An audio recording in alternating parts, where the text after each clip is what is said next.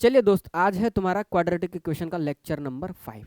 और पिछले 4 लेक्चरों में जो लास्ट आर्टिकल हम लोग पढ़ रहे थे वो पढ़ रहे थे लोकेशन ऑफ रूट, कि भाई रूट की लोकेशन क्या होती है। इस पर बेस्ट 2-3 केसेस बनते हैं, इस सिचुएशन पे बेस्ड 2-3 केसेस बनते हैं।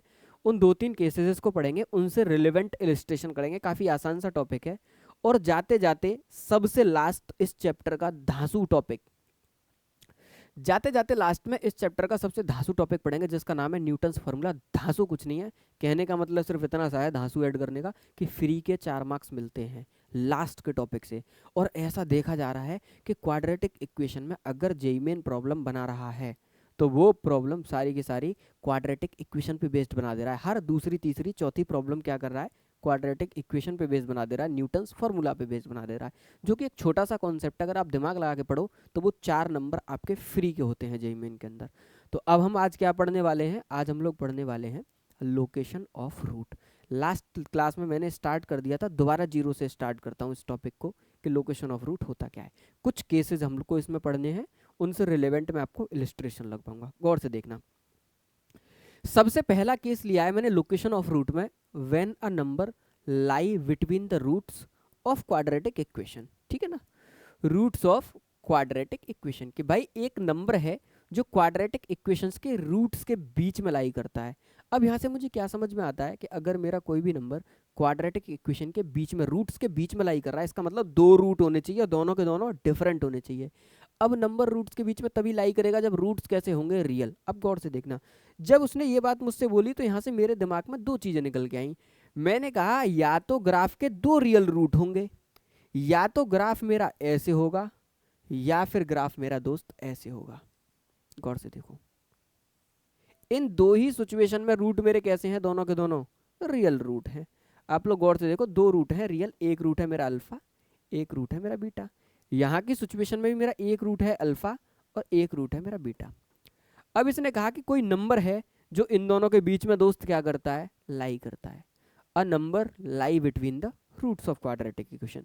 तो मैंने सपोज किया कि जो भी मेरा नंबर है, सपोज दैट वो नंबर है मेरा k1, और मुझे उसे रखना कहाँ है, बीच में, है कि नहीं, रूटों के बीच में। अब गौर से देखना, अगर मैं देखूं जैसे ही इसने कहा a number lie between a root, यार वहां से मुझे 2 बातें बिल्कुल साफ साफ समझ में आई।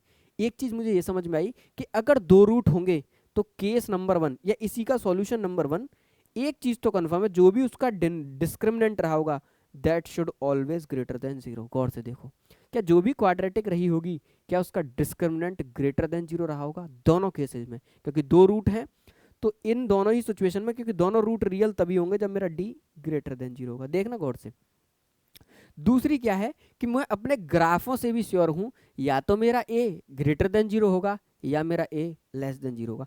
इस केस की बात करता हूं, ये जो ऊपर लिखा हुआ है पहला वाला जो मैंने बनाया है, मैंने सपोज किया ये वो ग्राफ है, सपोज किया मैंने बनाया ही है कि ए ग्रेटर देन 0 का ग्राफ है, ये मेरा ए लेस देन 0 का ग्राफ है। अब बहुत अच्छी चीज ना, 2 चीज बहुत अच्छे से नोन होती है हमको। इसका बी पार्ट है, अगर मैं ए, क्योंकि मुझे पता है इसका ग्रेटर देन 0 है, अगर मैं इसमें जो के पे जो फंक्शन की वैल्यू आ रही है, k1 पे जो फंक्शन की वैल्यू आ रही है दोस्त, उसको अगर मल्टीप्लाई करूं तो ये मल्टीप्लिकेशन हमेशा लेस देन 0 आएगा। किसी भी केस के लिए उठा लो आप, किसी भी केस के लिए उठा लो, a into F of k1 is always less than 0। देखो गौर से, क्योंकि यहां पर मेरा a कैसा है, a है मेरा यहाँ पे दोस्त कैसा, ग्रेटर देन 0। गौर से देखना, ए मेरा कैसा है, ग्रेटर देन 0। ठीक, ए कैसा है मेरा, ग्रेटर देन 0। अब ये तो ग्रेटर देन 0 है, अगर मैं आप लोगों से पूछूं k1 पर फंक्शन की वैल्यू क्या है, तो आप गौर से देखो, इस k1 पर क्या फंक्शन की वैल्यू यही तो है, यही तो है फंक्शन की वैल्यू, ये बोलो। और ये जो भी वैल्यू है वो नेगेटिव है, तो negative into positive always less than 0। यहां पर a लेस देन 0 है, पर k1 पर फंक्शन की वैल्यू क्या है, फंक्शन की वैल्यू पॉजिटिव है। आप किसी भी केस में बना के देख लो, a into F of k1, क्योंकि ये पॉजिटिव ये नेगेटिव, मल्टीप्लाई लेस देन 0, मतलब पहली situation when a number lie between a root. अगर मैं ग्राफिकल अप्रोच से देखने जाऊं दोस्त, तो मुझको साफ साफ एक चीज़ नज़र आ रही है कि एक तो मेरा डिस्क्रिमिनेंट दोनों केसेस में ग्रेटर देन जीरो का 100% श्योर है, आंख बंद करके लगाऊंगा मैं इसे। और दूसरा, जो मेरे क्वाड्रेटिक में ए की वैल्यू है और उस k1 पर जो फंक्शन की वैल्यू है, वो दोनों वैल्यूओं का multiplication always less than zero. क्या ये दो कंडीशन आप लोगों को क्लियर है? बताओ, then we will move forward. क्या ये दोनों कंडीशन आपको क्लियर है? कैसा भी हो, ऐसा नहीं ये दोनों अलग लगाएंगे, हमेशा मैं वो कंडीशन लूंगा जो किसी भी केस के लिए हमेशा वैलिड हो। और तीसरी कंडीशन, ये जो भी k1 की वैल्यू है, ये 100% अल्फा से तो बड़ी है और बीटा से छोटी है कि नहीं? किसी भी केस में आप उठाओगे, क्योंकि नंबर किसके बीच में लाई कर रहा है? नंबर रूट्स के बीच में लाई कर रहा है। तो ये होती हैं कंडीशन। क्या पहला केस आप लोगों को क्लियर हुआ? बताओ मुझे, पहला केस क्या आप लोगों को समझ में आया? अगर समझ में आया तो आगे बढ़ते हैं। अगर समझ में आया तो देखो, एक जेईई मेन की प्रॉब्लम, इस प्रॉब्लम ने मुझसे कहा कि इफ k बराबर 6 lie between the roots of this quadratic equation. हाँ, बी आ रहा है इसका आंसर, बिल्कुल सही है। Okay okay okay, very good. अब देखो, अब तुमने एक बार आर्टिकल पढ़ लिया तो तुमको समझ में आएगा कि इन सवालों में कुछ नहीं है, बस कंडीशन है कि आपके दिमाग में कंडीशन कैसे बैठेंगी। एक तरीका तो है कि आप रटने लग जाओ, बेकार है वो। दूसरा तरीका यह कि आप कॉन्सेप्चुअली पढ़ो तो आपको समझ में आएगा। जैसे ही इसने कहा कि ये रूट इन दोनों, ये जो भी नंबर है k बराबर 6, इस क्वाड्रेटिक इक्वेशंस के रूट के बीच में लाई करता, मेरा दिमाग तुरंत घूम जाता। मैं दो इक्वेशंस बनेंगी, देखो दो रूट्स के बीच में लाई करेगा तभी तो करेगा जब दोनों रूट रियल होंगे। अरे बोलो भाई, तभी तो लाई करेगा जब दोनों रूट रियल होंगे। तो मेरे दिमाग में तुरंत कंडीशन निकल के आई कि भाई एक कंडीशन तो ये होगी जिसमें डी ग्रेटर देन जीरो होगा। बोलो, आंख बंद करते ही समझ में आता है, एक कंडीशन वो होगी जिसमें डी ग्रेटर देन जीरो होगा। दूसरी कंडीशन होगी कि मैं कैसे भी करके एफ ऑफ k1 की वैल्यू निकालूं। आप देख रहे हो गौर से, एफ ऑफ k1 की वैल्यू निकालूं तो नेगेटिव और ए मेरा ग्रेटर देन जीरो, तो मतलब ए इंटू एफ ऑफ के, जो भी वैल्यू है फंक्शन की, ऑलवेज लेस देन जीरो। मैंने कहा ये दो कंडीशन मुझे हमेशा क्या रहेंगी दोस्त? याद रहेंगी। अब गौर से देखना तुम, अगर मुझको ये दो कंडीशन हमेशा ऐसी लग के अपने आप दिखा, दिमाग से लगा के बनाओगे, कोई बताएगा नहीं। आप एग्जाम में गए, आपने तुरंत साइड में बना के देखा, याद आ गई आपको दोनों कंडीशन की। पहली कंडीशन है मेरी डी ग्रेटर देन जीरो, और दूसरी कंडीशन है मेरी ए इंटू एफ ऑफ के लेस देन जीरो। चलो दोनों कंडीशंस को करता हूं मैं। सबसे पहली कंडीशन करता हूं, क्वाड्रेटिक इक्वेशन का discriminant should be greater than zero. करते हैं, discriminant should be greater than zero. अगर मैं इसका डी ग्रेटर देन जीरो कर रहा हूं तो डी मेरा क्या होता है? वी स्क्वायर माइनस का 4ac, क्वाड्रेटिक इक्वेशन का ग्रेटर देन जीरो। डी किसका ग्रेटर देन जीरो कर रहा हूं? क्वाड्रेटिक इक्वेशन का। क्वाड्रेटिक इक्वेशन क्या है? एक्स स्क्वायर माइनस का 2 इंटू ए माइनस 3x प्लस का 9 बराबर जीरो। ये मेरी क्वाड्रेटिक इक्वेशन है। अगर दोस्त ये मेरी क्वाड्रेटिक इक्वेशन है तो डिस्क्रिमिनेंट में बी स्क्वायर क्या हो जाएगा? 4a माइनस 3 का होल स्क्वायर माइनस का 4 इंटू ए की वैल्यू 1 इंटू डी की value 9। That expression should be greater than zero. सब सब समझ में आता है। अब इसको सॉल्व करो, 4 दोनों तरफ है, जीरो में पहुंचा दो। a माइनस 3 का होल स्क्वायर माइनस का 9 should be greater than zero. Condition, whole square खोलो, a square plus b square minus का 2ab माइनस का 9 ग्रेटर देन जीरो। यहां से मुझे पता चला +9 -9 चले गए, तो क्या बचा? ए स्क्वायर माइनस का 6a ग्रेटर देन जीरो। अब देखना, ए यहां पर भी है, ए यहां पर भी है, ए कॉमन निकालो। अगर मैंने ए कॉमन लिया तो ये बचा a माइनस 6 और क्या? Greater than zero. अब ये जो a लिखा हुआ है, मैं इस a को लिख सकता हूँ a माइनस जीरो, कोई फर्क नहीं पड़ेगा, पर आपको थोड़ा सा दिखने लग जाएगा, बस ये हो जाएगा ग्रेटर देन जीरो। अब मैं इसको किस पे बनाऊंगा? नंबर लाइन पे बनाऊंगा। मैंने यहाँ से नंबर लाइन ड्रॉ करी और मैंने देखा एक पॉइंट है मेरा 0 और एक पॉइंट है, इसको बराबर 0 का करूंगा तो क्या? 6।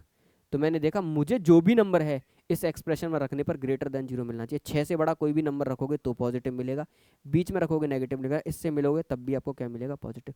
यहाँ से जो ए का नंबर आ रहा है, क्योंकि ग्रेटर देन का साइन नहीं है, इक्वल टू का साइन नहीं है, ग्रेटर देन का साइन है, तो मैं ऐसे बनाऊंगा इसको। ये पूरा पार्ट मेरा सॉल्यूशन है, ओपन इंटरवल ये पूरा पार्ट मेरा सॉल्यूशन है। बोलो हाँ या ना, है कि नहीं? ऐसे ही तो ग्रीन लाइन ड्रॉ करूंगा कि इससे पीछे का -∞ to 0 मेरा सॉल्यूशन है और 6 से +∞ भी मेरा सॉल्यूशन है। आगे बढ़ते हैं। ये मैंने पहला केस सॉल्व किया। कौन सा केस सॉल्व किया दोस्त? पहला केस। इसको इतना ही रख करके छोड़ूंगा मैं। इतना ही करने के बाद इसको क्या करूंगा? छोड़ूंगा मैं। अब आगे बढ़ूंगा। अब आगे क्या करूंगा देखना गौर से। अब दूसरे वाले केस को स्टडी करूंगा। दूसरा वाला केस मेरा कहता है a इंटू एफ ऑफ के शुड बी लेस देन 0। ए क्या है मेरा? कौन सी वैल्यू है जो बीच में लाई कर रही है? 6। गौर से देखना, ये मेरा k क्या है? मेरा 6। a क्या है मेरा? इक्वेशन के अकॉर्डिंग a मेरा 1 है, तो मैंने लिखा सेकंड कंडीशन है मेरी a इंटू एफ ऑफ के should be less than 0। a की वैल्यू क्या है? 1। एफ ऑफ के में k क्या है? k बराबर 6। और एफ ऑफ के कैसे निकलेगा? क्वाड्रेटिक इक्वेशन में रख दो डायरेक्ट k की वैल्यू। तो x की वैल्यू क्या रखूंगा मैं? 6 6 6 जा 36 माइनस का 2 a माइनस 3 इंटू 6 प्लस का 9 और ये expression should be less than 0। Mic बंद करो, माइक बंद करो। अभिषेक कुमार दोस्त माइक तो बंद कर लो जब कुछ पूछना नहीं है तो। अब 1 into something something should be less than 0। अब 1 का मल्टीप्लाई करो या ना करो बात तो एक ही रहती है। तो मेरा क्या करने का मतलब है? 36 माइनस 3 दूनी 6 दूनी 12, 12 का अंदर मल्टीप्लाई करो माइनस का 12 है, 12 का इसमें मल्टीप्लाई करो। अब गौर से देखना 12 इंटू 3 माइनस 36 और माइनस आगे लगा हुआ है plus 36 plus 9 should be less than 0। आप लोग गौर से देखो, अगर मैं इन दोनों को ऐड करूं तो कितना हो गया? 72 है कि नहीं? 72 में अगर मैं 9 ऐड करूं तो कितना हो गया? 81। अरे बोलो, क्या ये 81 हो गया? अरे 72 प्लस 9 81 माइनस का 12 है लेस देन 0। अगर मैं इस एक्सप्रेशन में माइनस से मल्टीप्लाई कर दूं तो 12a माइनस का 81 इनइक्वालिटी कहाँ पे? कहाँ?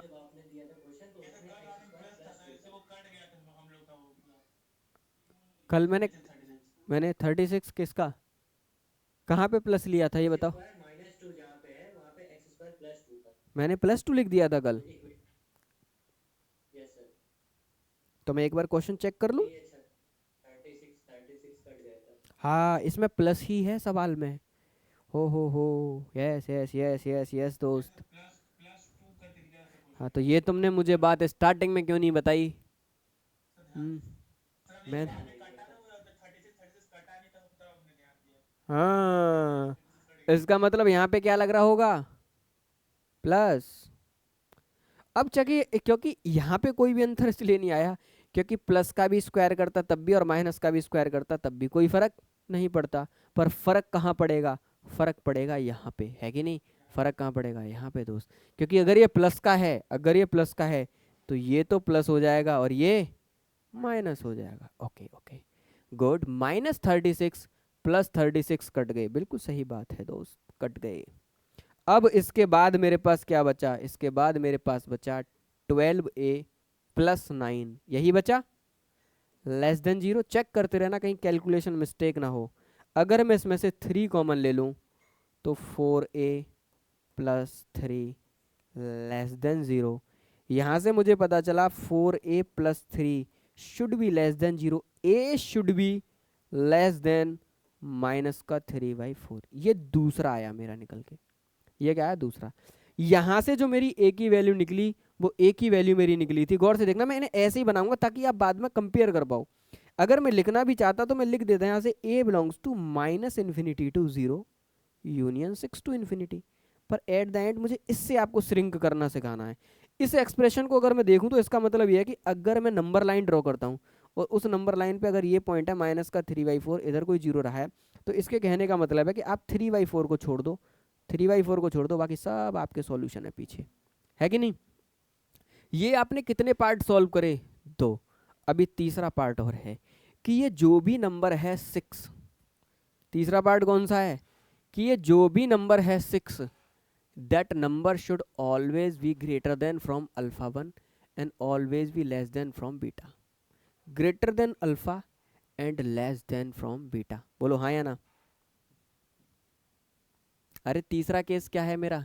यही तो है कि जो भी मेरा k है, क्योंकि दोनों नंबर्स के बीच में लाई कर रहा है, तो ये पहले रूट से बड़ा होगा, दूसरे रूट से छोटा होगा। बोलो हाँ या ना?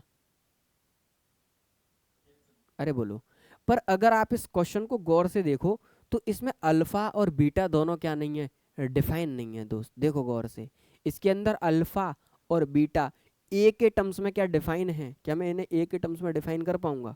देखना गौर से, है ना। एक्स स्क्वायर प्लस का 2a एक्स माइनस 3 प्लस का 9, इसके रूट है मेरे कौन कौन से? ए, अल्फा और बीटा। अब मुझे पता ही नहीं है कि रूट कैसे निकलेंगे, क्योंकि रूट भी मेरे किसके टर्म्स में आ जाएंगे? ए के टर्म्स में आ जाएंगे। अब तुम फिर उसे भी सॉल्व करोगे, कायदा तो ये कहता है कि आप उसे भी सॉल्व करो। अरे कायदा तो यही कहता है कि आप उसको भी सॉल्व करो, क्योंकि क्वाड्रेटिक इक्वेशन क्या है मेरी? क्वाड्रेटिक इक्वेशन है मेरी एक्स स्क्वायर, गौर से देखना, प्लस का 2a माइनस 3x प्लस 9 बराबर 0। देखना यही है, बोलो, है ना। अब देखना, इसके दो रूट है अल्फा और बीटा। मैं इसमें क्या करता हूँ, धराचार्य लगा देता हूँ। अल्फा की वैल्यू क्या है? अल्फा की वैल्यू है माइनस का b, तो माइनस का 2a minus 3 plus minus under root के अंदर b square, b is what? 4, a minus 3 का होल स्क्वायर माइनस का 4 into a into c divided by 2 into 1। देखो कभी भी एनालिसिस करने से डरो मत। करने का तरीका तो यही होगा ना, किसी भी क्वाड्रेटिक इक्वेशन के दो रूट बताने हैं तो मैं किसको प्रीफर करूंगा? धराचार्य को प्रीफर करूंगा। ठीक, मैंने धराचार्य लगाया। धराचार्य लगाने के बाद मैंने थोड़ी सी कैलकुलेशन करी। मैंने कहा करके देखता हूँ, माइनस का 2 अगर बनता है तो ठीक, नहीं बनता तो मैं कर ही दूंगा। रूट के अंदर ये तो 4 हो गया, a माइनस 3 का होल स्क्वायर को भी खोल दो, इसको भी ओपन करो, a स्क्वायर प्लस 9 माइनस का 6a माइनस का 36। देखना गौर से, माइनस का 36। अब मैंने क्या काम किया, माइनस का 2a minus 3 plus minus under root के अंदर 4a स्क्वायर प्लस 9 चौक 36 प्लस का 36, 4 छिंग 24 माइनस का 24a। हाँ तो कट तो रहे हैं ये, कट गए, बताओ, कट गए, डिवाइडेड बाई 2। अब अच्छा एक चीज देखो, अगर मैं यहां से, कौन सा? हाँ नीचे वाला 2 तो चलता ही रहेगा, हाँ वो तो चलेगा ही चलेगा दोस्त, उसकी कोई दिक्कत नहीं है। पर मैंने यहाँ से पता है एक चीज़ देखी, यार ये रूट खत्म होने का नाम नहीं ले रहा है कि नहीं? समथिंग समथिंग रूट के अंदर बच जाएगा। इसका मतलब कैलकुलेशन थोड़ी सी लिटिल बिट क्या हो जाएगी, लेंदी हो जाएगी। अगर मैं तीसरे वाले केस को भी क्या करूँगा, इंक्लूड करूंगा। देख रहे हो आप तीसरे वाले केस को? फिर यहाँ से जो नंबर निकल जाएगा, that number should be greater then 6, एक रूट को ग्रेटर देन 6 करूंगा, एक को लेस देन 6 करूंगा, फिर ए के दो नए इंटरवल और निकल के आएंगे। आप लोग गौर से देखो, क्या फिर उस ए के दो इंटरवल और निकल के आएंगे, है कि नहीं? एक अल्फा छोटा है 6 से, एक में बीटा बड़ा है 6 से, तो दो रूट करूंगा, दो आएंगे। ठीक, सोच लो यहां से जो भी आ रहे थे ठीक है। अगर मैं केवल इतने पे अपना सॉल्यूशन डिफाइन करूं तो मेरा जो भी ए होगा, क्या वो इन दोनों कंडीशनों को सेटिस्फाई करना चाहिए? क्योंकि जब वो इन दोनों को सेटिस्फाई करेगा तब इसका मतलब है ये के बराबर 6 इन दोनों दोनों रूटों के बीच में लाई करेगा। अगर मैं यहाँ से इन दोनों सॉल्यूशनों को मर्ज करूं, अगर मैं यहाँ से इन दोनों सॉल्यूशनों को मर्ज करूं, तो गौर से देखना, केवल मर्ज करना सीखो। ये तो एडिशनल एनालिसिस था मेरी तरफ से आपको, ठीक है, एडिशनल एनालिसिस कर रहे थे हम लोग, कि होना तो कायदे में ये भी चाहिए था। लेकिन अगर मैं दो पर ही एनालिसिस करके देखूं तो इसने कहा कि जो भी नंबर लाइन थी उस पर एक था 0, एक था 6 और एक था माइनस का 3/4। गौर से देखना, एक बार मैं कह रहा हूं मेरा जो भी नंबर है वो 0 से छोटा है, 6 से बड़ा है। एक बार मैं कह रहा हूं मेरा जो भी नंबर है वो -3/4 से छोटा। तो आप लोग गौर से देखो, जो कॉमन निकल के आ रहा है वो यही वाला पार्ट तो निकल के आ रहा है, जो एक ही वो वैल्यू जो दोनों कंडीशनों को सेटिस्फाई करे। कायदा तो ऐसा होना चाहिए था। अभी दो केस और निकलते, मैं उनको भी यहाँ पे बनाता, जब सबको बनाता, उन चारों केसों में जो कॉमन पार्ट होता ए का वो मेरा आंसर होता। क्या आप लोग मेरी बात समझ पा रहे हो? उन चारों केसेस में जो एक आंसर होता वो मेरा फाइनल आंसर होता। क्योंकि मैंने देखा कि तीसरे पार्ट की कैलकुलेशन बहुत ज़्यादा लेंदी है, तो मैंने कहा उसे अवॉइड करो, दो पार्ट पर ही कैलकुलेशन डिफाइन करो। तो अगर मैं दो पार्ट पर ही कैलकुलेशंस देखूं तो जो मेरे ए की वैल्यू जो मेरी बिलोंग्स करी वो -∞ से लेके माइनस का 3/4 तक करी। बोलो हाँ या ना? और यहाँ पे भी क्या है, ओपन इंटरवल, तो दोनों पे क्या लगाया है, ओपन इंटरवल। क्या यहाँ तक की मेरी बात क्लियर है? इसका मतलब जब भी ये केस आएगा, when a root lie, when a number lie between a root, मैं केवल दो ही केस चेक करूंगा। पहला ए कि D should be greater then 0, दूसरा ए इंटू एफ ऑफ के शुड बी लेस देन 0। क्या मेरी बातें क्लियर हैं? बताओ जल्दी से यहाँ तक। ठीक है, ये प्रोसीजर है इनको करने का, तरीका है इन क्वेश्चंस को करने का। चलिए, अगर चीजें क्लियर हैं तो थोड़ा आगे बढ़ते हैं। अगला केस है व्हेन बोथ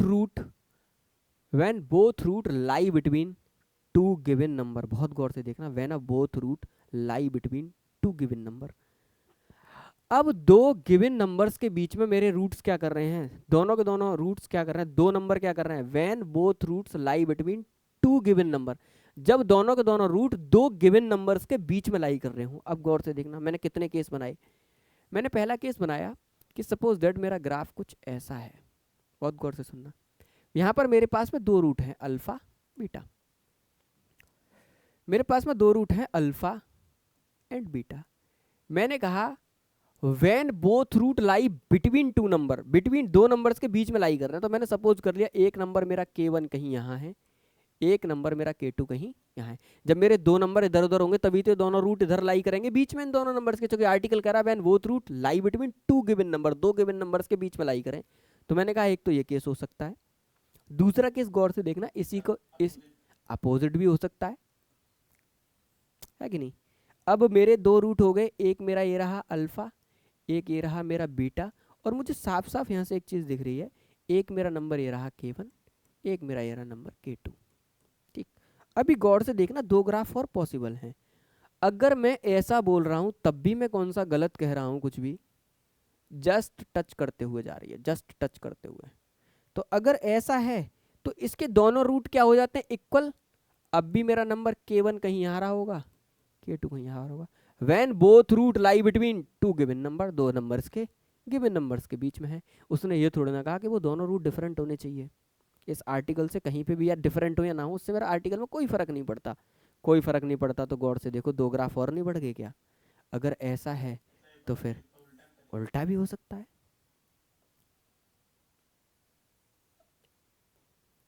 अगर ऐसा है दोस्त, फिर मेरा K1 एंड मेरा K2, बोलो हाँ या ना।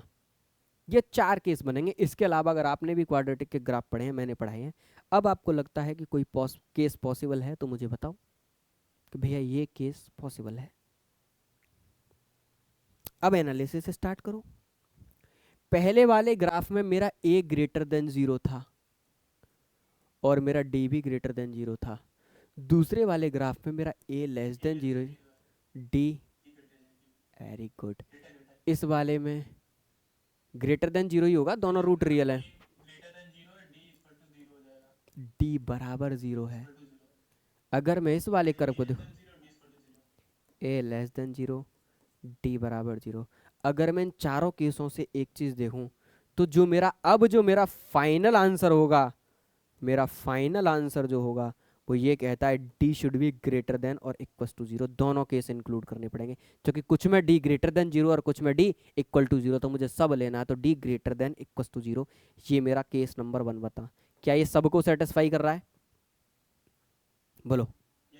ठीक, पहला केस। गौर से देखना दूसरा, अगर मैं इस A की वैल्यू में FK1 यहाँ से देखा, तो मैंने देखा यहाँ से FK1 जो है वो भी पॉजिटिव है, FK2 भी पॉजिटिव है और A भी पॉजिटिव। तो A इंटू ये वैल्यू क्या है मेरी, F ऑफ K1। अरे बोलो भाई, है कि नहीं। यहाँ से करस्पॉन्डिंग ये जो मिलेंगे F ऑफ K1 और ये F ऑफ K2 ही तो मिलेंगी मुझे। तो ये क्या है यहाँ पे, F ऑफ K2। क्या ये दोनों पॉजिटिव हैं, मुझे बस ये बताओ। क्या अगर मैं K1 पर फंक्शन की वैल्यू निकालूंगा तो K1 पर फंक्शन की वैल्यू पॉजिटिव, A भी पॉजिटिव। अगर मैं A into F of K1 कर रहा हूँ, गौर से देखना, अगर मैं A into F of K1 कर रहा हूँ तो ये भी हमेशा ग्रेटर देन 0 होगा। और अगर मैं A into F of K2 कर रहा हूँ तो ये भी ग्रेटर देन 0 होगा। मैं केवल इस केस की बात कर रहा हूँ, ग्रेटर देन 0। मैंने देखा क्या ये यूनिवर्सल है, क्या सब केसेस में आ रहा है। मैं अगले पे गया, मैंने देखा F ऑफ K1 की वैल्यू कैसी है, नेगेटिव, और A की वैल्यू भी कैसी है, negative. Negative into negative positive. मैंने कहा ये तो दूसरे केस को भी सेटिस्फाई कर रहा है। F ऑफ K2 की वैल्यू कैसी है, नेगेटिव, और नेगेटिव A भी नेगेटिव, ये दूसरे केस को भी सेटिस्फाई कर रहा है। तो ये दोनों तो वैसे ही दिख रहे हैं, वैसे ही तो केस हैं, बस रूट ही तो बराबर हो गए। अब ये भी प्लस, ये भी प्लस और A भी प्लस। क्या ये भी हमेशा कंडीशन ट्रू है, बोलो। ये भी चारों केसेस के लिए ट्रू है। ये केस बनाए जाते हैं, ऐसे निकल के आ रहे हैं। मैं चाहता तो आपसे कहता ये केस याद कर लो, पर क्यों याद कर लो, एग्जाम में भूल गए तो तुम्हें प्रोसीजर तो पता हो मैं कहाँ से निकाल रहा था केस, आप एक बार एनालाइज तो कर लोगे। तो ए इंटू एफ ऑफ के वन भी हमेशा zero, A into F of के टू भी ऑलवेज जीरो। और आप गौर से देखो, ये जो भी के वन और के टू हैं, अगर मैं गौर से क्वाड्रेटिक का वर्टेक्स देखूं, गौर से देखो क्वाड्रेटिक का क्या देखूं, वर्टेक्स, तो ये जो भी वर्टेक्स है that is nothing but v by two है, कॉमा माइनस का डी बाई फोर है। अब वाई कोऑर्डिनेट से मतलब नहीं है, क्योंकि मेरे नंबर्स k1 और k2 कहाँ हैं, एक्स एक्सिस पे, तो मैं केवल इसके वर्टेक्स का कोऑर्डिनेट देख रहा हूँ कि एक्स कोऑर्डिनेट क्या है, माइनस का b बाई टू है। आप गौर से देखो, अगर मेरा कोई भी क्वाड्रेटिक इक्वेशन के रूट दो नंबर्स के बीच में लाई करेंगे, तो जो उसका वर्टेक्स का कोऑर्डिनेट होगा वो एक नंबर k1 से तो बड़ा होगा और दूसरे नंबर k2 से छोटा होगा या नहीं होगा, बताओ मुझे। तो k1 से बड़ा है मेरा क्या, माइनस b बाई टू है, और छोटा है किससे, k2 से, बोलो हाँ या ना। ये तीन कंडीशन जो सेटिस्फाई करेगा वही तुम्हारा फाइनल आंसर होगा। देखो, अब आप लोग मुझसे ये कहोगे कि भैया ये केस आपने पिछले वाले में क्यों नहीं लिया था, क्योंकि पिछले वाले में केस में ये डिफाइन ही नहीं था। आप गौर से देखो, क्योंकि नंबर मेरा दो रूटों के बीच में लाई कर रहा था, नंबर मेरा दो रूट्स के बीच में लाई कर रहा था। अभी मैं इस नंबर पर श्योर नहीं हूँ कि ये माइनस बी बाई टू से आगे है या पीछे, इसलिए मैंने केवल दो ही केसेस को लेके अपना काम किया, तीसरा केस इन्वॉल्व नहीं किया था। क्या मेरी बात समझ में आ रही है आप लोगों को, बोलो। क्या मेरी बात समझ में आ रही है आप लोगों को, ठीक। अब की बार मुझे कितने क्वेश्चन करने पड़ेंगे, कितनी प्रॉब्लम बनानी पड़ेंगी, तीन बनानी पड़ेंगे। इक्वेशन निकालने के लिए चार करने पड़ेंगे, एक दो तीन और चार, एक दो तीन एंड देन फोर। आइए दोस्त, क्वेश्चन लगाइए और एकदम कॉन्सेप्ट क्रिस्टल क्लियर करिए। ये कहता है the set of value of के, अपने आप क्वेश्चन पढ़ के आइडिया हो जाएगा मुझे, for which the roots of quadratic equation lie in the interval of 0 और 2। ये खुद कह रहा है कि 0 और 2 के बीच में उस क्वाड्रेटिक इक्वेशन के रूट्स लाई करते हैं। मैं आंख बंद करके समझ गया कि ये मेरा वो वाला केस है कि दो रूट होंगे और दो रूटों के बीच में मेरा क्या लाई कर जाएगा, k1 और k2 के बीच में लाई कर जाएंगे। यहाँ से देखते ही क्या मुझे अपनी सारी चीज़ें याद आ जाएंगी। ये वही केस है जिसका पहली कंडीशन क्या थी, जिसकी पहली कंडीशन थी H T should be, discriminant should be greater than equal to 0। अब मेरी क्वाड्रेटिक इक्वेशन क्या है, क्वाड्रेटिक इक्वेशन है एक्स स्क्वायर माइनस का 3x प्लस का k बराबर 0। अब इसका क्या करना है हमको, इसका करना है डिस्क्रिमिनेंट, निकालो डिस्क्रिमिनेंट। डिस्क्रिमिनेंट होता है बी स्क्वायर 9 माइनस का 4 इंटू 1 इंटू के बराबर ना, बराबर नहीं, ग्रेटर देन इक्वल टू 0।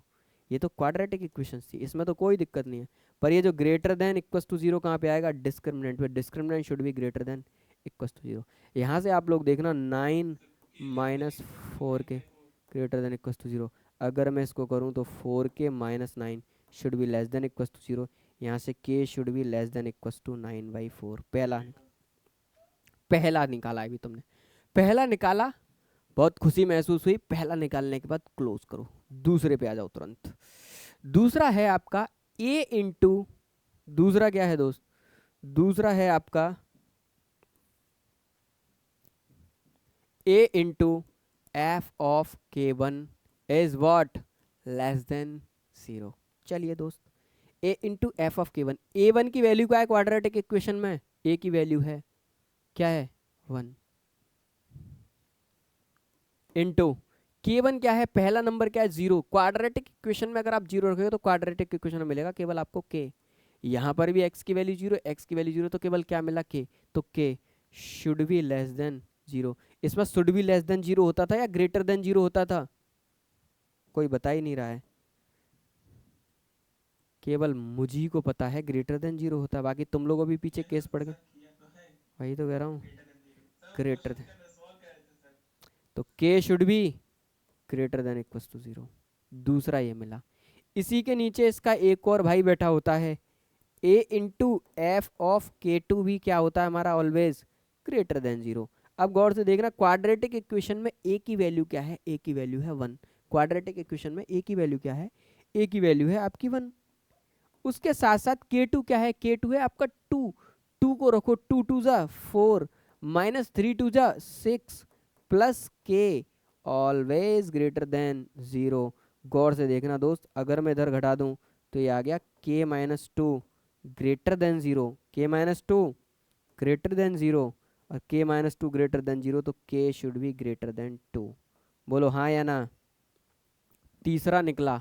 इसके अलावा एक केस और है आपके पास में, क्या है बताओ जाते जाते, कि जो भी मेरे नंबर्स हैं, जो भी मेरे नंबर्स हैं, हाँ वेरी गुड, जीरो से बड़ा है माइनस बी बाई टू ए, और छोटा है बेटा किससे, टू से। क्या मेरी बात समझे, जीरो से बड़ा है और टू से छोटा है, क्योंकि इन दोनों के बीच में मेरा क्या कर रहा है, रूट्स मेरे हैं, तो क्वाड्रेटिक का वर्टेक्स भी तो इनके बीच में रहा होगा। अगर बीच में रहा है तो माइनस का बी बाई टू है, गौर से देखना। माइनस का बी क्या है बेटा आपका, बी की वैल्यू है 3, माइनस का 3, तो माइनस माइनस का 3 डिवाइडेड बाई 2 इंटू ए की वैल्यू क्या है 1, लेस देन 2। आप गौर से चेक करो, माइनस माइनस प्लस, क्या ये जो भी नंबर है 1.5 है, क्या ऑलवेज लेस देन 2 है। इस कंडीशन से तो ये तो पता चला कंडीशन ट्रू है, पर मेरा ए कुछ बना ही नहीं, क्योंकि मेरा के तो सी के साथ था जो मेरा कांस्टेंट था, तो इस केस को लेना या ना लेना मेरा कोई फायदा तो करा नहीं। पर ऐसा नहीं है, पर अगर के कहीं यहाँ अटैच होता तो क्या इस केस की भी जरूरत पड़ती है, फिर केस की जरूरत पड़ जाती, इसलिए मैंने लेके दिखाया तुम्हें कि अगर हो जाता के तो जरूरत पड़ती। अब मैंने सारे केसेस अपने चेक कर लिए, अब केवल मुझे सब केसेस में कॉमन वैल्यू पकड़ के लानी है। मैंने नंबर लाइन बना ली अपनी, क्या बना ली दोस्त, नंबर लाइन।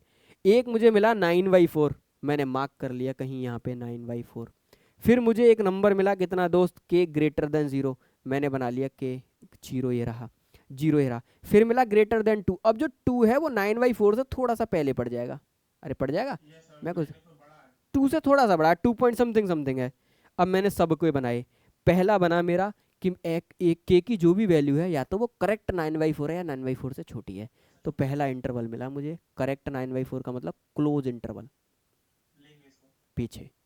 अगली वैल्यू मिली मेरी के शुड बी ग्रेटर देन 0, और 0 पे भी open interval, open interval right चलेगी। तीसरा केस मिला मेरा ओपन इंटरवल किस पे, 2 पे, के शुड बी ग्रेटर देन 2, 2 पे ग्रेटर देन। आप लोग गौर से देखो तो इसमें कॉमन पार्ट यही तो मिला मैं, 2 पे कैसा ओपन इंटरवल 2, और 9/4 पे कैसा इंटरवल, क्लोज इंटरवल 9/4 पे। क्या मेरी बातें समझ में आ रही हैं आप लोगों को। ये लास्ट आर्टिकल है, थोड़ा सा ना आप लोग एक चीज देख रहे होगे, थोड़ा सा आपको अजीब सा लग रहा होगा इस आर्टिकल को पढ़ने के दौरान, अगर आपने कभी भी इनइक्वालिटी के साथ में छेड़छाड़ नहीं करी है, मतलब कभी आपने पढ़ी ही नहीं है, तो आपको ऐसा लग रहा होगा भैया आप पता नहीं क्या पढ़ा रहे हो। पर ये सबसे आसान आर्टिकल है दोस्त, अगर आप इसे गौर से देखो, अगर आप कॉन्सेप्चुअल समझ गए, बना बना के कर लो आराम से, फ्री के मार्क्स हैं ये बिल्कुल। हाँ, उस बच्चे को केसेस में दिक्कत होगी जिसका टीचर ये केसेस रटाएगा, मैं आपको साफ साफ दिखा रहा हूँ। इसलिए जब मैंने रूट्स स्टार्ट करे, मुझे पता था इसका लिंक, इसका एक्सप्लेनेशन किसके साथ में अटैच है, इसका एक्सप्लेनेशन ग्राफ के साथ में अटैच है। आप लोग बताओ, पहले मैंने आपको कायदे में सारे ग्राफ पढ़ाए या नहीं पढ़ाए, क्या आपके लिए ग्राफ निकालना कोई क्वाड्रेटिक इक्वेशन का बड़ी बात है, जिसको ग्राफ क्लियर उसे सारे केसेस क्लियर, उसके लिए क्या दिक्कत वाली बात है। अगला case, case number third, when a number is a less than from both root of quadratic equation.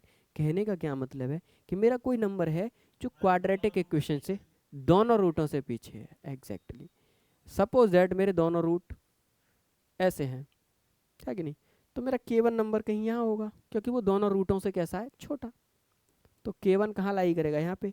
और रूट मेरे कहाँ है दोस्त, रूट है मेरे यहाँ अल्फा और बीटा। तो अब आप देखने के बाद समझे कि इसमें भी 4 केस पॉसिबल हैं।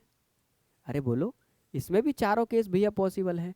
हो सकता है रूट मेरे ऐसे रहे हों, बोलो, हो सकता है ये रहा अल्फा, ये रहा बीटा, और k1 मेरा कहीं ये रहा, एग्जैक्टली exactly, क्योंकि इसने ऐसा तो कंडीशन कोई नहीं दी है कि जिस हिसाब से मेरे कॉमन रूट का ना बन पाए, मेरा कॉमन रूट का भी बन सकता है कि नहीं। ये रहे दोनों रूट, इन दोनों रूटों से छोटा है मेरा क्या, k1। इसी तरीके से अगर आप फोर्थ नंबर वाला ग्राफ भी ड्रॉ करोगे तब भी आपको कोई भी दिक्कत नहीं होगी, ये रहा, तो आपका k1 ये रहा।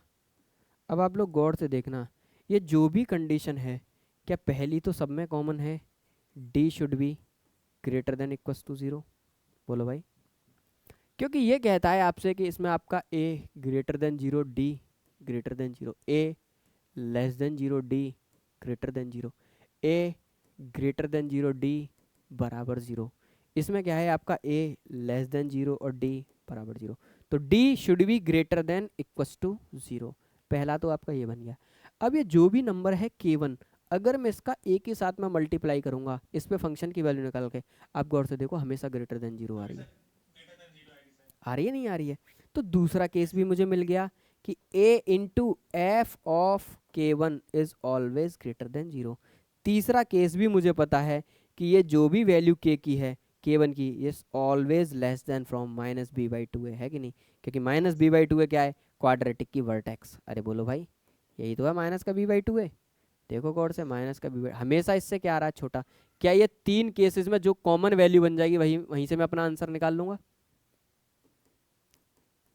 बोलो दोस्त, क्या ये तीन वैल्यू जहां भी कॉमन मिल जाएंगी वही मेरा आंसर हो जाएगा। इसी का जैसा एक और चौथा केस है, कोई बड़ी बात नहीं है। इसने कहा when a number greater than from quadratic both root of quadratic equation. अब भी बात वही है मेरी, दोनों रूटों से बड़ा है, इसका मतलब क्या है, हो सकता है नंबर मेरा यहाँ लाई कर रहा हो, है कि नहीं? हो सकता है ग्राफ कुछ ऐसा हो तो नंबर मेरा यहाँ लाई कर रहा हो, और अगर ऐसा हो कि जस्ट एक बार टच करते हुए जाए, और ऐसा हो जाए जस्ट एक बार ऐसे टच करते हुए जाए, तो आप गौर से देखो पीछे वाले में और इसमें कोई ज़्यादा खास अंतर नहीं है कि नहीं? इसने कहा हमेशा ग्रेटर देन हो दोनों रूटों से, तो एक बार यहाँ लाई करेगा, यहाँ, यहाँ, एंड देन बेटा यहाँ। क्या इसको करने से कुछ भी चीज़ बदली मेरी? पहला केस क्या रहेगा बेटा मेरा, हमेशा d should be always greater than equals to 0।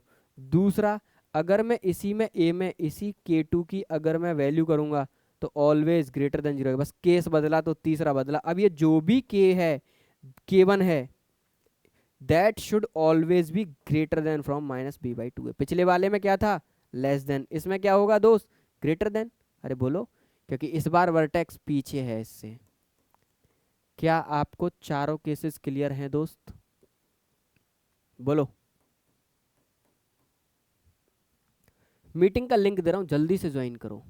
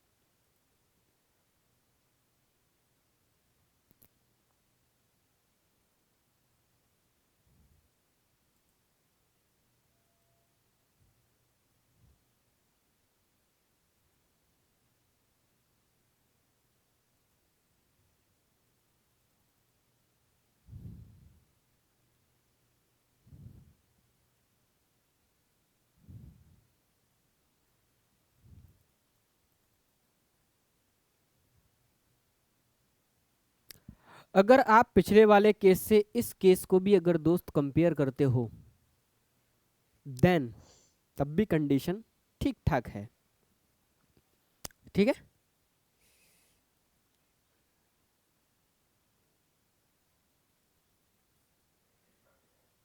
Mohammad अकदस, दोस्त पहली क्लास है तुम्हारी आज की? Is it your first class of live?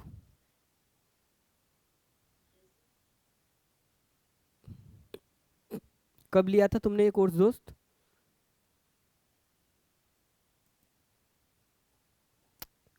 मेरी आवाज आ रही है तुमको? ओके, ये पहली क्लास है ना दोस्त। अगर देखो तुम लाइव क्लासेस में आ रहे हो तो उससे पहले मैं कहूँगा अगर तुमने एक दो दिन में ही अभी बाई किया है तो तुम एक बार मुझसे बात कर लो, ताकि मैं तुमको बता दूं कि पिछले जो चैप्टर निकले हैं वो तुमको कैसे कवर अप करने हैं दोस्त, वरना पता चला आप लोग आंख बंद करके रिकॉर्डिंग्स कर रहे हो।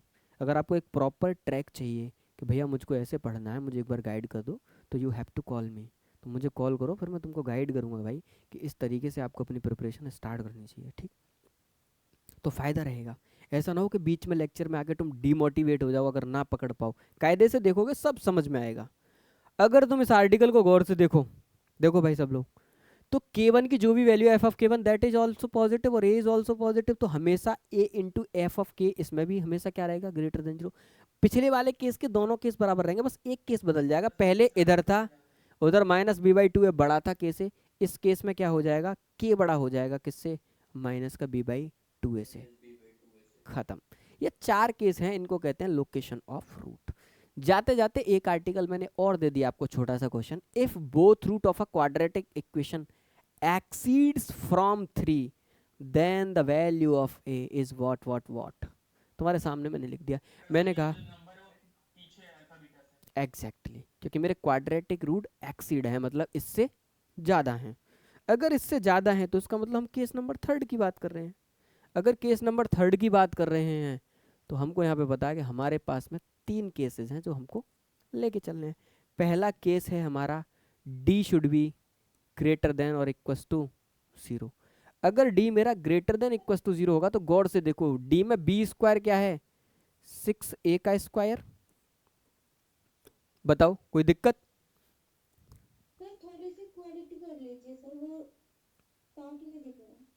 क्वालिटी खराब आ रही है क्या? बताओ सब लोग, मुझे सही लग रहा है, मुझे सही लग रहा है। ऐसा है क्या, क्वालिटी में दिक्कत है क्या? एक बार देखना तो फिर। अब बताओ। अब सही है। लो, अगर अब सही है तो लीजिए, d क्या है, बी स्क्वायर माइनस का 4ac, b is what, 6a का स्क्वायर माइनस का 4 इंटू ए की वैल्यू 1 इंटू सी की वैल्यू, गौर से देखना, c की वैल्यू है 2 माइनस का 2a प्लस का 9a स्क्वायर, है कि नहीं। That whole expression should be greater than और इक्वल्स टू 0। अगर मैं यहां से इसको सॉल्व करता हूं तो 36a स्क्वायर माइनस का 8 प्लस का 8a और माइनस का 36a square, that expression should be greater than equals to 0। अगर आप लोग देखो तो यार ये तो आपस में चले गए, ये तो निपट लिए।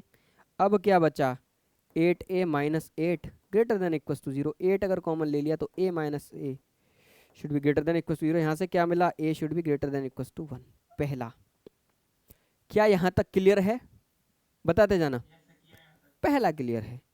अब बात करते हैं हम लोग दूसरे केस की, क्योंकि ये 3rd नंबर का केस है तो इसमें एक चीज़ तो इसमें भी कंफर्म है, f of k should always be greater than equals to 0। a की वैल्यू क्वाड्रेटिक में कितनी है, a की वैल्यू क्वाड्रेटिक में 1 है। f ऑफ k की वैल्यू कितनी है, एक्सीड्स फ्रॉम 3, कितने से, 3 से, दोनों के दोनों रूट ज्यादा, रखो 3 की वैल्यू क्वाड्रेटिक इक्वेशन में, 3 3 जा 9 प्लस का 6a इंटू 3 प्लस का 2 माइनस 2a प्लस का 9a स्क्वायर, और ये पूरा expression should be greater than equals to 0। गौर से देखना दोस्त इस एक्सप्रेशन को, ये 9a स्क्वायर है, जो प्लस का 9a स्क्वायर है उसको मैं आगे लिख ले रहा हूँ, 9a प्लस का 6 × 18, 18 में से 2 गया तो बेटा कितना बचा, 16a, ये रहा 2 ये रहा 9, कितना हो गया, प्लस का 11। ये एक्सप्रेशन क्या है मेरा, ग्रेटर देन इक्वल्स टू 0। 11 9 जा 99, 99 के मुझे ऐसे फैक्टर करने हैं कि ऐड करके क्या आए, गौर से देखना कहीं गलत तो नहीं किया, ऐड करके क्या आए, 16 आए। बोलो ऐसा लग रहा है तुम्हें, मिल जाएगा? ऐसा है क्या, अरे ऐड कर दिया जाए, ऐड, एक मिनट मैं चेक करता हूँ, कोई इशू नहीं है। हो सकता है इसके फैक्टर हो सकता है फैक्टर ना हो, या फैक्टर थोड़ा सा पेचीदा बन जा रहे हो। हाँ, जैसे अगर तुम इसको देखो तो इसके तो फैक्टर यार बहुत पेचीदा बन जा रहे हैं। अगर पेचीदा बन जा रहे हैं तो मैं एक बार चेक करता हूँ क्या x की कोई ऐसी रियल वैल्यू पॉसिबल है भी या नहीं, या मैं इसको करता ही जा रहा हूँ। मैंने इस क्वाड्रेटिक इक्वेशन का डिस्क्रिमिनेंट चेक किया। क्या चेक किया? डिस्क्रिमिनेंट। डिस्क्रिमिनेंट कहता है 16 का स्क्वायर माइनस का 4 इंटू 9 इंटू 11। आप लोग गौर से देखना, अगर मैं 16 का स्क्वायर करता हूँ तो ये तो आएगा 256, माइनस का 99 में 4 का मल्टीप्लाई करता हूँ, 99 में अगर 4 का मल्टीप्लाई करता हूँ तो 4 नीम 36, 3 और 4 नीम 36 और 3 कितना बनता है? ये तो भाई लेस देन जीरो आ गया discriminant. Discriminant less than zero का मतलब इस ए की कोई रियल वैल्यू पॉसिबल नहीं है। कैसे रूट आएंगे? इमेजनरी। पर मैं ए को कहाँ से निकाल रहा हूँ? नंबर लाइन, और नंबर लाइन पर हम केवल क्या बनाते हैं? रियल नंबर लेते हैं। हम नंबर लाइन पर क्या रखते हैं? रियल नंबर लगते हैं। और यहाँ पे ए की वैल्यू इमेजनरी आ रही है, इसका मतलब यहाँ पे मेरा नो सॉल्यूशन। यहाँ पे मैं क्या लिखूंगा? ए की वैल्यू नो सॉल्यूशन। अरे मेरी बात समझ पाए? मैंने निकाला डी, और डी मुझको पता चला 256 माइनस 396 जो भी कुछ बन रहा है X Y Z, that D should less than zero. इसका मतलब no value of a, no real value of a possible. समझ पाए कि भाई ए की कोई रियल वैल्यू पॉसिबल ही नहीं हुई, तो दूसरा वाला केस भी मेरे हाथ से चला गया। अब चलते हैं तीसरे वाले केस पे। तीसरे वाला केस कहता है कि ये जो भी वैल्यू है के, ये मेरी छोटी है माइनस का बी बाई टू ए से। बोलो भाई, यही तो कहता है माइनस का बी बाई। तो अब यहां से अगर मैं देखूं तो के क्या है मेरा 3, और इससे बड़ा है माइनस का बी। बी की वैल्यू कितनी है? 6a। कैसा? प्लस का, डिवाइडेड बाई 2 इंटू ए की वैल्यू क्या है? 1। इससे काटो 3।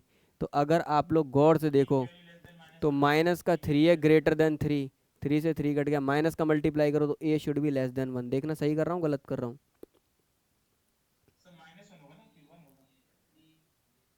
अगर मैं माइनस से मल्टीप्लाई करूँ तो -1, बिल्कुल सही बात है।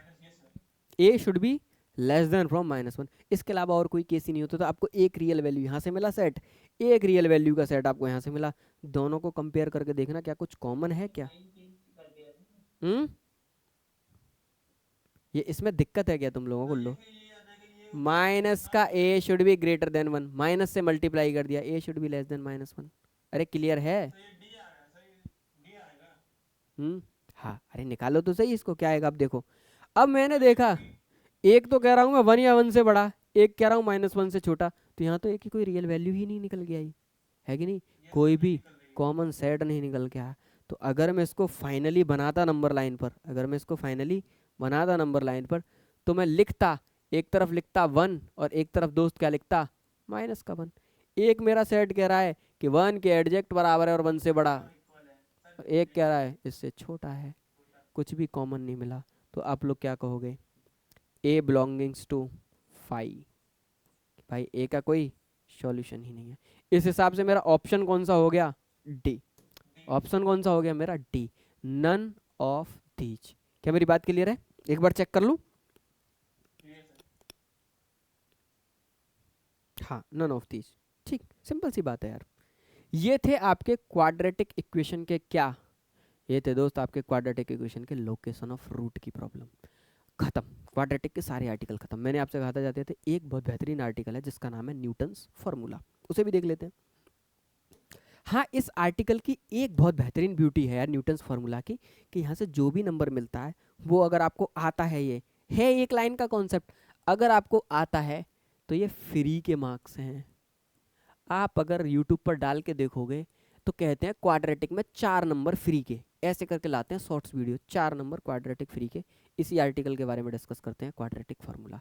ये कहते हैं इससे, और इससे सवाल आते हैं दोस्त, अच्छी बात है इससे सवाल अल्टरनेटिव ईयर पे आते हैं, मतलब आते रहते हैं, तो फ्री के नंबर मिलेंगे। अब क्या है क्वाड्रेटिक फार्मूला, आज मैं आपको सिखाता हूँ, गौर से देखो।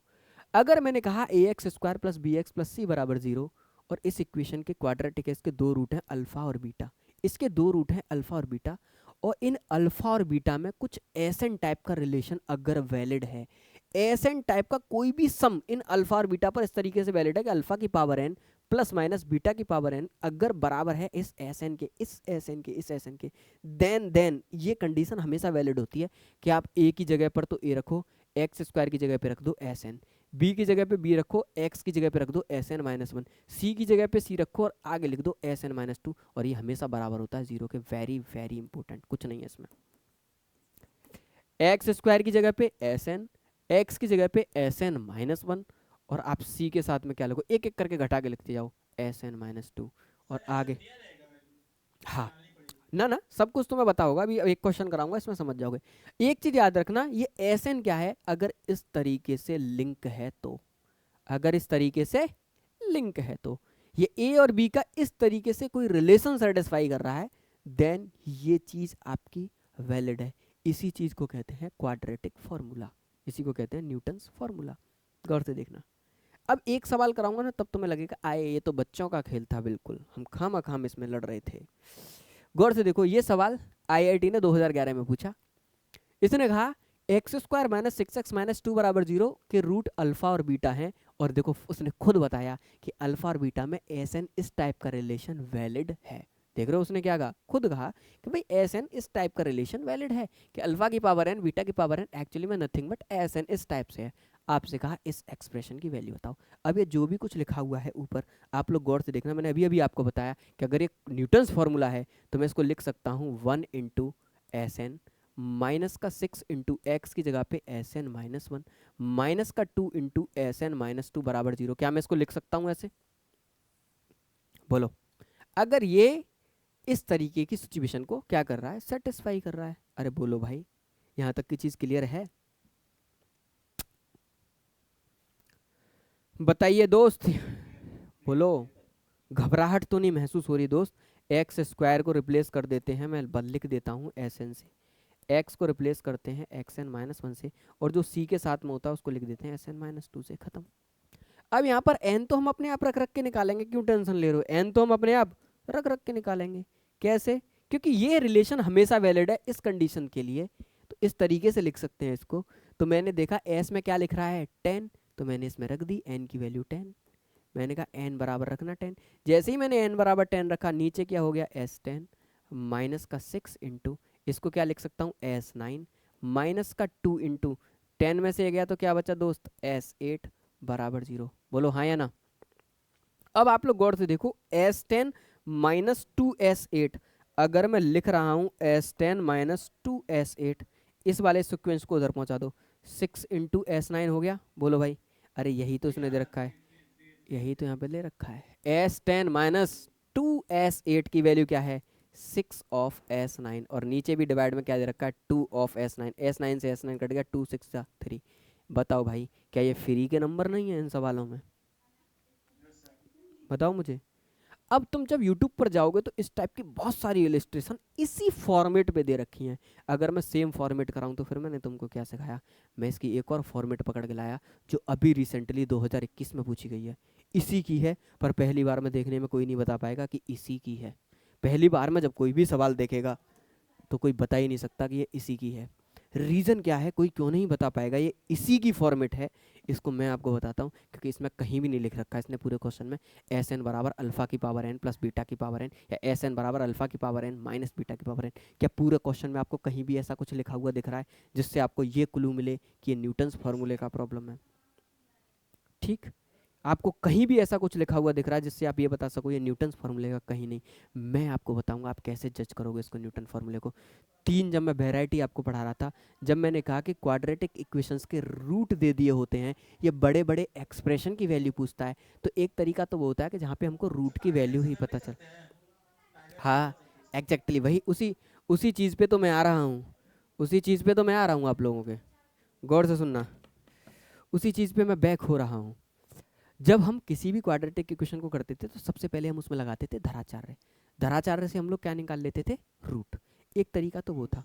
दूसरी बार जब हम चले धराचार्य को लगाने तो हमको पता चला रूट्स हमारे क्यू रूट ऑफ यूनिटी में बन जा रहे हैं, तो 1 ओमेगा ओमेगा स्क्वायर से खेलते थे इस बड़े बड़े सवालों में। दूसरा तरीका खत्म। तीसरा तरीका, जब मुझे पता चला कि मैं 1 ओमेगा ओमेगा स्क्वायर नहीं बना पा रहा, तब तीसरा तरीका मैं उसको यूलर में कन्वर्ट करता था। कैसे? जब मेरे एंगल डेफिनेट बन जा रहे थे पाई/4 के कॉस थीटा प्लस आई साइन थीटा में। ठीक, तीसरा फॉर्मेट खत्म। चौथा फॉर्मेट है ये कि जब मेरे धराचार्य लगाने पे पता चला ना 1 ओमेगा ओमेगा स्क्वायर निकला, ना डेफिनेट रूट बन रहे, ना मेरा यूलर फॉर्म बनना, तब ये तरीका आपको समझ में आएगा। तब आप सोचना कि हो ना हो ये सवाल कहीं ना कहीं न्यूटन्स फार्मूला को इंडिकेट कर रहा है। वेरी वेरी इंपॉर्टेंट दोस्त। तब आप लोग ये सोचना कि ये फार्मूला कहीं ना कहीं न्यूटन्स फार्मूला को इंडिकेट कर रहा है। कैसे जज करेंगे? सबसे पहले हम क्वाड्रेटिक के रूट सोचेंगे। रूट निकालने के लिए मैं इसमें धराचार्य लगाता हूँ, तो एक्स की वैल्यू आती है -b plus minus under root के अंदर b² 49 माइनस का 4 इंटू 1 डिवाइडेड बाई 2। आप लोग गौर से देखो 2 इंटू 1, अगर आप लोग देखो तो 7 प्लस माइनस रूट के अंदर 45 डिवाइडेड बाई 2। आप गौर से देखो कोई रूट डेफिनेट निकल के आए? कोई रूट डेफिनेट नहीं। दूसरी बात, क्या मैं इनको 1 ओमेगा ओमेगा स्क्वायर में निकल के आए? दूसरा खत्म। क्या मैं इसको यूलर में कन्वर्ट कर सकता हूँ? जिंदगी में भी नहीं कर सकता। 7 प्लस वो बनते हैं 1/2 √3/2 1/√2 1/√2, इस फॉर्मेट में बनते हैं। तीसरा तरीका भी खत्म। अब आपने देखा कि यार ये रूट ना तो तीनों में से किसी भी सेगमेंट को मेरे सेटिस्फाई नहीं कर रहे। 100% हो ना हो, क्योंकि सवाल में अल्फा की पावर 21 बड़ी बड़ी पावर देगा हमेशा। आप देखते ही समझ जाना ये सवाल न्यूटन्स फार्मूला से होगा। क्या आप लोग इतनी क्वाड्रेटिक पढ़ने के बाद, फाइनल जाते जाते लास्ट सवाल है, क्या आप पूरी क्वाड्रेटिक को मर्ज कर पाए? जो भी मैंने सिखाया अब तक उसके हिसाब से मुझे पता चला कि अब ये किससे होगा? 100% न्यूटन्स फार्मूला से होगा। और अगर ये न्यूटन्स फार्मूला से होगा तो जो भी अल्फा और बीटा रूट होते हैं, that root always satisfy the condition Sn बराबर अल्फा की पावर n प्लस माइनस कुछ भी लगाओ बीटा की पावर n। अगर ये इस कंडीशन को ही 100% सेटिस्फाई करेंगे तो इस हिसाब से मेरी इक्वेशन के रूट a और b थे, इस हिसाब से ये a की power n plus minus b की पावर n ही तो है मेरा Sn। बोलो हाँ या ना? इस हिसाब से अगर मैं देखूं तो जिस एक्सप्रेशन की वैल्यू इसने मुझसे पूछी है कि a की पावर 21 v की power 21, that is nothing but S21। अगर न्यूटन्स फॉर्मूला से सोचूं, प्लस का a की पावर 17 प्लस b की पावर 17, अरे इसी सेगमेंट पे तो बनते हैं, प्लस हो या बीच में माइनस हो, प्लस है तो ये S17 हो गया। और नीचे दोस्त क्या हो गया? S19 हो गया। अब देखना मैं, क्योंकि मैं समझा, उसने मुझे कहीं बताया था कि ये समझने के लिए? आप लोग मुझे बताओ, क्या उसने एग्जाम में कहीं कहा कि इसमें न्यूटन्स फार्मूला लगेगा, या उसने किसी भी सवाल में ये चीज़ इंडिकेट करी? नहीं करी। अब इस चीज़ को केवल वही बच्चा दिमाग लगा सकता है जो पहले की 3-4 कंडीशनों को जानता हो, जिसे पता हो कि बड़े बड़े सवाल आएंगे। अब ऐसा कोई सवाल ओमेगा ओमेगा स्क्वायर से हो रहा, तो मुझसे खामा खाम उसमें न्यूटन्स फार्मूला लगा रहे हो, तो गलत है ना? आप अपनी कैलकुलेशन अपने आप लेंदी कर रहे हो, है कि नहीं? मेरी बात समझ पा रहे हो? आप क्वेश्चन खुद से कॉम्प्लिकेटेड कर रहे हो और वो सवाल सॉल्व नहीं होगा, आप करने जाना वो होगा ही नहीं। तब मुझे पता चला कि अगर कंडीशन ये है दोस्त, तो मैं इसको यूज कर सकता हूँ। जब मैं ऐसी क्रिटिकल सिचुएशन में फंस गया, आंख बंद करके मेरे माइंड ने सिग्नल दे दिया भाई हो ना हो ये न्यूटन्स फार्मूला से। तो पहला सवाल जो वैरायटी थी ना, वो तो मैं सब जगह यूट्यूब पे मिलेगी, ये वैरायटी तो मैं कहीं नहीं मिलेगी बताने के लिए। ये केवल तभी बता पाएंगे जब अगर इस पैटर्न में, अगर तुमको क्वाड्रेटिक इक्वेशन क्या कर रखी हो, तुमने पढ़ रखी हो, जिस पैटर्न में मैं तुम्हें बता रहा हूँ कि पहले सिंपल, फिर तुम्हारा 1 ओमेगा ओमेगा स्क्वायर, फिर तुम्हारी यूलर, और चौथा तुम्हारा न्यूटन्स फार्मूला। अब सिंपल है, अगर न्यूटन्स फार्मूला सही होगा तो मैं अब इसको कन्वर्ट करूंगा 1 into Sn minus 7 Sn minus 1 plus का Sn-2 बराबर 0। बोलो हाँ या ना? पहले क्या दे रखा है? 21, तो क्या मैं n की वैल्यू 21 रख दूं? तो यहां से क्या मिला? S21 माइनस का 7 S20, देखते जाना सब दिखता है इसमें, प्लस का S19 बराबर 0। बोलो भाई हाँ या ना? अगर मैंने देखा S17 भी इसके अंदर है, तो अगर मैं n की वैल्यू 17 रख दूं, गौर से देखना, 17 रख दूं तो मुझे क्या मिलेगा? S17 माइनस 7 S16 प्लस का S15 बराबर 0, है कि नहीं? 19 भी है, अगर मैं n की जगह पर 19 रख दूं तो S19 माइनस का, देखना गौर से, 7 S18 प्लस का S17 बराबर 0। देखो हाँ या ना? देखो गौर से, मैंने तीनों की वैल्यू रख ली, एक बार N21, एक बार 17 और एक बार तुम्हारा 19। किसी को यहां तक कोई दिक्कत? बताओ मुझे। ठीक।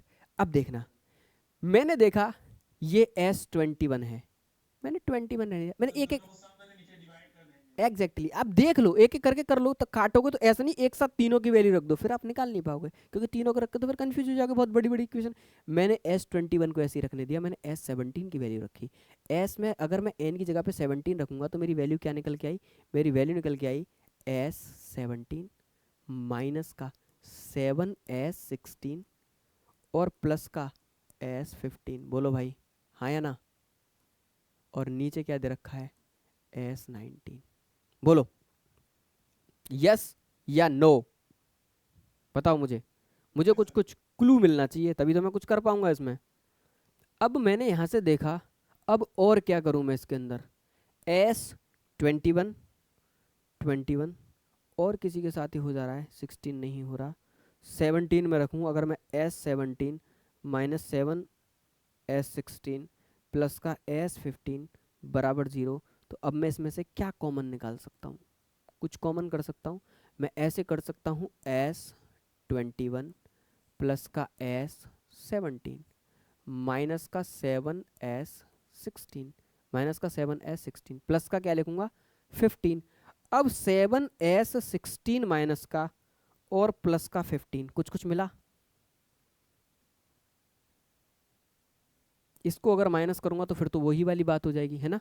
अगर मैं इसको माइनस में लिखूंगा तो फिर तो वही बात हो जाएगी कि इसी से तो निकाल के मैं उसको लिखा था, है कि नहीं, S17 को ही तो लिखा था मैं वहाँ पे इस तरीके से। अरे S17 की वैल्यू निकालने के लिए मैं केवल इतना ही तो लिखूंगा, मैंने पूरा क्यों लिख दिया वहाँ पे, आप लोग बता ही नहीं रहे हो।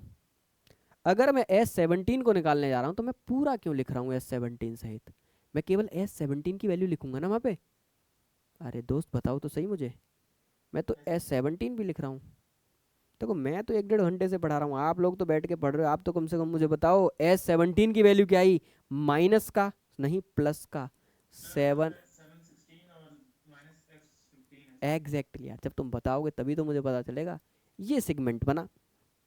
अब गौर से देखना, अब मेरे पास में क्या है, S21 माइनस S15 प्लस का 7 टाइम्स ऑफ S16। मैंने कहा भाई इन दोनों को साथ में ले, ये कैलकुलेशन आप एक दो सवाल में करोगे ना तो आपको खुद समझ में आएगा, ये करने के साथ समझ में आता है। अब स्टेप कैलकुलेशन थोड़ी ना डिफाइन करेंगे हम लोग, ये माइनस वाला इसके साथ में रख लो प्लस का 7। अब ये S16 की वैल्यू सोचो कहाँ से निकालूं मैं, S16 कहाँ से मिलेगा मुझे, 18 मिला, 17 मिला, ये S16 केवल इसी में ही है। अगर इसी में ही है फिर तो यार थोड़ा सा दिक्कत रहेगी, फिर हमें फिर तो थोड़ा सा दिक्कत रहेगी, क्योंकि इस तरीके से मिले ताकि दोनों क्या बन जाएं, कॉमन बन जाए मेरा। अगर मैं S19 की वैल्यू नीचे लिखूं तो क्या लिखूंगा, पर S19 रख दूंगा तो फिर डेफिनेट आंसर कैसे निकालूंगा भाई, है कि नहीं। अगर मैं S19 रख दूंगा तो डेफिनेट आंसर फिर कैसे निकालूंगा। एक बार ये देख लेना मैंने कहीं कोई गड़बड़ तो नहीं करी। 17 के बाद 16 आता है, 16 के बाद 15 आता है, 20 के बाद 21 आता है, 21 के बाद 19 आता है, 19 18 17, लिखा तो सब कुछ सही है। हाँ कर सकते हैं, कोशिश करने में क्या जा रहा है। ऊपर देखना, माइनस का ये क्या लिखा हुआ है, प्लस का 7S16 डिवाइडेड बाई क्या है दोस्त, S19। देखना ठीक है, मुझे कुछ नहीं मिला, कोई दिक्कत नहीं। अब मैं ऊपर S21 की वैल्यू रखने की कोशिश करूं, S21 की, अगर मैं S21 की वैल्यू ऊपर रखता हूं, गौर से देखना, अगर मैं इसमें रखता हूं तो ये निकल के आएगी 7S20 माइनस का S90 माइनस का S15 और प्लस का 7S16 divided by S19 divided by S19। अब गौर से देखना क्या कुछ क्लू मिल रहा है ऊपर, क्या कुछ क्लू मिल रहा है ऊपर। मुझे लग रहा है हमने कैलकुलेशन ही क्या बना दी दोस्त, पेचीदा बना ली आगे पीछे, है ना। थोड़ा सा क्या हो जा रहा है, कॉम्प्लिकेट हो जा रहा है। अब इसको सोचने का तरीका हम लोगों का क्या होना चाहिए जिससे कैलकुलेशन थोड़ी सी रिलेटिवली आसान हो जाए, क्योंकि हम एट रैंडम किसी की भी वैल्यू उठा के क्या कर रहे हैं यहाँ पे पुट कर रहे हैं, तो ये तरीका थोड़ा सा क्या हो जाएगा हम लोगों के लिए डेंजर हो जाएगा, क्योंकि फिर तो मैं एग्जाम में सोच ही नहीं पाऊंगा जाके इतनी जल्दी कि कब किसको रखना है कब किसको नहीं रखना है। ये तो मुझे परेशान कर देगा इस तरीके से, है ना। इस तरीके की कैलकुलेशन तो डेंजर हो जाएगी हम लोगों के लिए, क्योंकि S19 और S15 मैच नहीं कर रहा। अच्छा इसके दो तरीके होते हैं इस इक्वेशन को भी करने के, एक कहीं कहीं पे मैंने देखा कि इस तरीके से लिखते हैं, कहीं कहीं पे n+2 करके लिखते हैं कि यहाँ पे n+2 फिर n+2 में से एक घटाते जाते हैं n+1 फिर यहाँ पे कर देते हैं n, ये भी करते हैं। तो कभी कभी ऐसा करने से भी आंसर, मतलब कहने का मतलब है यहाँ से केवल एक एक कम करते हुए जाना है, आप जो भी n को डिफाइन कर रहे हो। अगर मैं यहाँ पे n+2 डिफाइन कर रहा हूँ, अगर मैं यहाँ पे n+2 डिफाइन कर रहा हूँ, ऐसे भी होते हैं ये। एक बार इससे देखूँ मैं करके, क्या पता इससे आसान हो जाए। 15 16 में ज़्यादा भागना पड़ रहा है हम लोगों को। अगर मैं n+2 करूँ, गौर से देखना, लास्ट सवाल है, अच्छा सवाल है। इसकी यहाँ से कैलकुलेशन करने का तरीका अगर मुझे आज पता भी नहीं होगा ना, अगर कल को मुझे कोई भी शॉर्ट ट्रिक मिली कि इन 3 इक्वेशन से सॉल्व करके इस तरीके के रिलेशन की वैल्यू कैसे निकालते हैं, तो मैं कल आपको थोड़ा सा एनालिसिस करके और बता दूंगा। मैंने एनालिसिस नहीं किया, केवल टॉपिक पढ़ाया दोस्त। अगर ये भी तरीका है, क्योंकि मैं अभी n और n लिख के यहाँ पे n में से एक एक घटा रहा था, अब मैंने n की जगह पे n+2 लिख दिया, मैं अब भी एक एक घटा रहा हूँ। मुझे यहाँ पे 21 बनाना है, तो मैं n की वैल्यू क्या लूंगा, 19 लूंगा। अरे बोलो, 19 लूंगा तो ये क्या हो गया, S21 माइनस का, अगर मैं 19 लूंगा तो ये कितना हो गया, 20, और ये कितना हो गया दोस्त, S19 बराबर 0। अरे बात तो वही है जो मैं भी पीछे ले रहा था। अब अगर मैं n की वैल्यू कितनी लूँ कि मुझे क्या बनाना हो, 17 बनाना हो, तो अगर 17 बनाना हो तो मैं 15 लूँगा, तो ये हो जाएगा S70 माइनस का S60 प्लस का S कितना है दोस्त, S है मेरा 15 बराबर 0। बात तो वही निकल के आएगी, आगे कर लो चाहे पीछे कर लो। n बराबर मतलब n+2 करो या n से करना स्टार्ट करो। n बराबर कितना, 19। अगर 19 रख रहा हूँ मैं, 19 लाना है, तो 19 लाने के लिए मुझे क्या रखना पड़ेगा, 17 रखना पड़ेगा। तो n बराबर अगर मैं 17 रख रहा हूँ, गौर से देखना, तो S90 माइनस का S एक एक कम होता चला जाता है ना, ये मैं कहीं इसमें कोई गड़बड़ तो नहीं कर रहा, और S60 बराबर 0। एक बार मैं देख लूँ मैंने क्वेश्चन तो गलत नहीं लिया, पता चला मैं क्वेश्चन गलत ले गए, क्वाड्रेटिक आगे पीछे करके मैं एक सवाल गलत कर रहा हूँ यहाँ पे। क्वेश्चन तो मैंने कहाँ से उठाया है, नीचे S17 होगा, एक मिनट देख लेता हूँ मैं, एक सेकंड देख लेता हूँ मैं।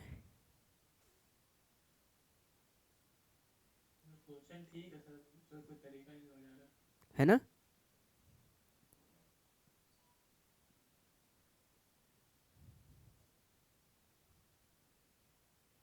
S21 माइनस का 7 S20 और 90 हो गया।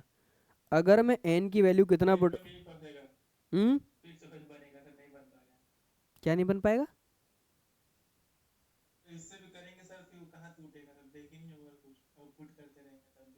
हाँ, क्योंकि पता है क्या है, क्योंकि मैं तो बार बार वही वैल्यू पुट कर रहा हूँ जो यहाँ पे दिख रही है। अगर मुझे इस एक्सप्रेशन को सॉल्व करना है तो मुझे एक आध बीच की वैल्यू भी तो पुट करके देखनी चाहिए। अरे बोलो, ये चीज़ तो मैंने सोची नहीं, मैंने इन्हीं तीनों की वैल्यू उठा के रख दी, और मैं इस एक्सप्रेशन को अगर सिंप्लीफाई करना चाहता हूँ तो मैं इनके बीच की भी तो एक आध वैल्यू उठा के रखूँ। अरे बोलो दोस्त, जैसे मैंने, हाँ यहाँ से एक क्लू और है, अभी अगर मैं एडजेक्ट तीनों की ही वैल्यू रख के कैलकुलेशन मैच करूंगा तो हो सकता है मैं कैलकुलेशन का आंसर ही ना निकाल पाऊँ दोस्त, समझ रहे हो। अभी मैंने क्या काम किया, मैंने इसकी इक्वेशन बना दी Sn, है कि नहीं, माइनस का 7 Sn-1 प्लस का Sn बराबर क्या हो गया दोस्त, 0, नहीं Sn-2 बराबर क्या हो गया, 0। अब गौर से देखना, मैंने n की वैल्यू स्टार्टिंग में 21 रखी, अगर मैंने 21 रखी तो ये मुझे मिला S21 माइनस का 7 S20 और प्लस का क्या मिला S18 बराबर 0।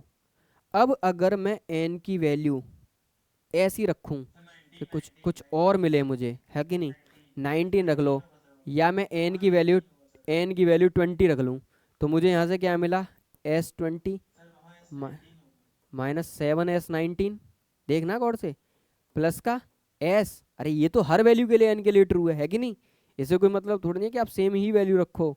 और यहाँ पे गया मैं, ये कितना मिलेगा मुझे, 18 बराबर 0, देखना गौर से, है कि नहीं, कुछ बना कहाँ पे, हाँ हाँ S19 होगा, okay okay okay okay okay, बिल्कुल बिल्कुल दोस्त, ये क्या होगा मेरा S19 होगा, ये मेरा S क्या होगा, 19 होगा। अब देखो आगे, इसमें बीच में बनाने से कुछ बन रहा है क्या, अगर मैं बीच में बना दूं इसमें तो कुछ बन जाएगा क्या, n बराबर 19 लेके, n बराबर 19 लेके अगर मैं n की वैल्यू 19 ले लेता हूँ, तो गौर से देखना, S19 माइनस का 7 और प्लस का S17 बराबर 0। अब देख लो कुछ अगर बन जाए तो, S21 ऐसे का ऐसा, S17 की वैल्यू अगर मुझे निकालनी है तो क्या करूं, देखो S17 मुझे कहाँ मिलेगा, S17 मुझे कहाँ मिलेगा दोस्त बताओ, S17 मैं यहाँ से निकाल लूँ, नहीं तीसरे वाली इक्वेशन से निकाल दूँ,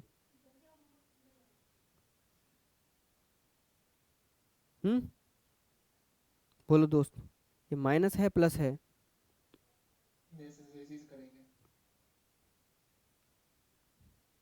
भाई सवाल का आंसर पता है क्यों नहीं आ रहा? इतनी देर से मैं कैलकुलेशन कर रहा हूँ, सवाल ही गलत ले रखा है यार।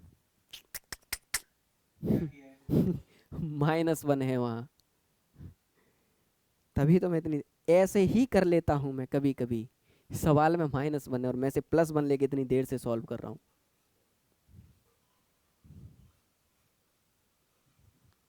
-1 बराबर 0। Extremely sorry for this. आप लोगों का टाइम बहुत प्रीसियस है और मैंने ऐसे सवाल केवल एक छोटी सी गलती की वजह से कहाँ से कहाँ मैं इसको लिए जा रहा हूँ, है कि नहीं? देख रहे हो, मतलब करना तो यही है, पर इसलिए वो कट पिट नहीं रहे आपस में, क्योंकि हमने क्वेश्चन ही गलत ले रखा है यार। अगर मैं इस हिसाब से देखूं कि क्वाड्रेटिक लगेगा तो मैं इसको क्या लिखूंगा, SN-7 SN-1 और माइनस का SN-2 बराबर 0। क्या मेरी बात समझ पाए आप लोग? बताते जाना मुझे, सॉरी दोस्त। अब अगर मैं इस एक्सप्रेशन में n की वैल्यू कितनी रखूं, वही दोबारा से 21, तो S21 माइनस S20 माइनस का S90 बराबर 0। अगर इसी एक्सप्रेशन में मैं n की वैल्यू 19 रख दूं, 20 रख दूं, सॉरी 20 रख दूं, 20, तो ये क्या हो जाएगा, S20 माइनस का 7 टाइम S90 माइनस का 7 टाइम सॉरी S18 बराबर 0। और यहीं पे अगर मैं n की वैल्यू 17 रख दूं, कितना रख दूं, नहीं 19 रख दूं, नीचे वाला निकालना है, 19 अगर रख दूं मैं, n की वैल्यू क्या, 19 या 17, 17 रखो एक में, अरे S19 था ना, 19 था 17 था, तो अगर मैं n बराबर 17 रख दूं, 17 रखूं इसके अंदर, तो मुझे क्या मिलेगा, S70 माइनस का 7 टाइम्स S60 माइनस का 750 बराबर 0। देखना गौर से, यही मिलेंगे मुझे। अगर मैं S17 की वैल्यू अगर वहां पे रखना चाह रहा हूं तो क्या रखूं और किस फॉर्मेट में रखूं S17 को?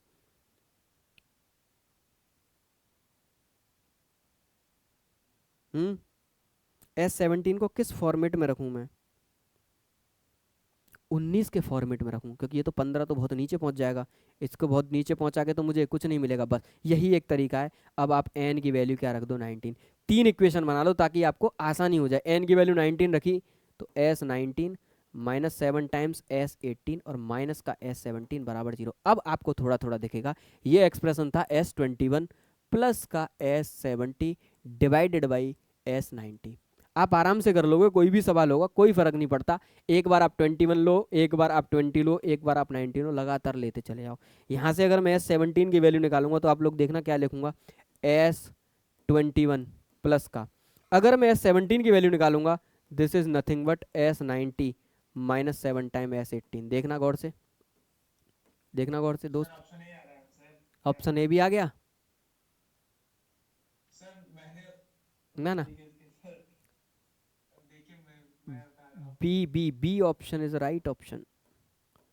प्लस का S90 और माइनस का क्या दे रखा है दोस्त, S18 डिवाइडेड बाई S90। ये सेगमेंट इसमें चला।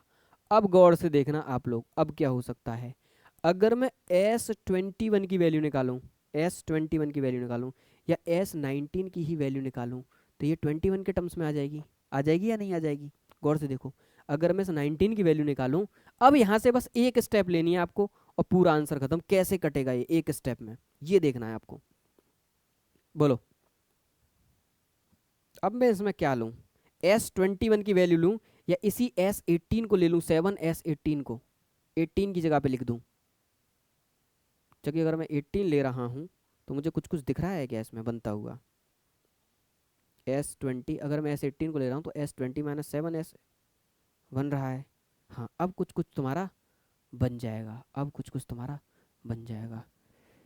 अगर मैं S18 की वैल्यू रखूं, क्योंकि इन दोनों को लेके तो मुझे कुछ बनना नहीं है, गौर से देखो, इन दोनों यहाँ पे तो प्लस माइनस है पर यहाँ पे तो बीच में प्लस है। मैंने कहा S18, जैसे मैंने S17 की वैल्यू रखी है, बस 3 लगातार ले लो, S80 की वैल्यू उठा के रख दो वहाँ पे, S21 और सवाल खत्म पूरा दोस्त। -7 टाइम्स S18 की वैल्यू क्या होती है, अगर मैं S18 को उधर ले जाऊँ तो S20 माइनस का 7 S90, ये हो गया S20 माइनस का 7s19 डिवाइडेड बाई s19। दोस्त गौर से देखना, बस खत्म। 7 का मल्टीप्लाई अगर मैं इसमें करूंगा तो 7 7 जा कितना हो गया, प्लस का 49s90 और एक s90 तुम्हारा ये बैठा, निकाल दूं बाहर 50s90। देखना गौर से, यहाँ पे क्या बच रहा था, प्लस का s21। देखना गौर से क्या बच रहा था, s21। और गौर से देखना s21 ये, और ये माइनस का, अरे बोलो, ये माइनस का 7 का मल्टीप्लाई 20 में करो, माइनस का 7s20।